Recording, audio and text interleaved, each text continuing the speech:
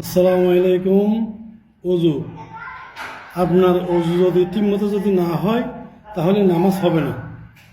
কারণ অজু অবশ্যই সহিভাবে হতে হবে। তো অজু অনেকে করে যে ঠিকমতো হয় না। আপনাকে অবশ্যই পুরা প্রথমে এই দুই হাতের ইয়া পর্যন্ত কোনো পর্যন্ত ধুইতে হবে, এটা পর্যন্ত। পরে আপনার মুখ পুরা একদম কানের ইয়া পর্যন্ত, গলার ইয়া পর্যন্ত, এই জায়গা পর্যন্ত ধুইতে হবে। নাকের ভিতরে যেগুলো হাড্ডি আছে, হাড্ডির দোনো নাকে হাড্ডির ভিতরে পানি যাইতে হবে।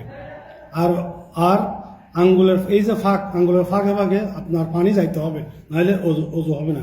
অনেকে হাত ধুইছে, ফুল হাত হাতে এরকম করে ধুইছে, কিন্তু এই যে চামড়াগুলো, এই যে চামড়াগুলো এরকম করলে বড়ে যায়, কিন্তু এই চামড়াগুলো পানি এরকম করলে ঢুকবে না।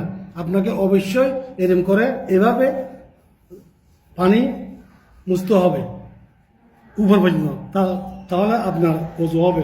আরো একটা কথা, পায়ের আঙ্গুল, এই যে পায়ের দুনো পায়ের আঙ্গুলের এই যে ফাঁকে ফাঁকে আঙ্গুল দিয়ে পানি এভাবে ঢুকিতে হবে, এবং পায়ের মুড়ি যেগুলো আছে পিছনে এইভাবে ধুইতে হবে উপর পর্যন্ত।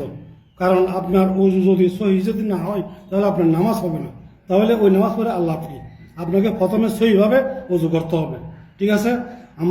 আমার কথা যদি আপনার যদি মানে বিশ্বাস না হয়, তাহলে আপনি যে কোনো একটা মকসিদুল মুমিন, যে কোনো একটা আলেম থেকে আপনি জিজ্ঞেস করবেন।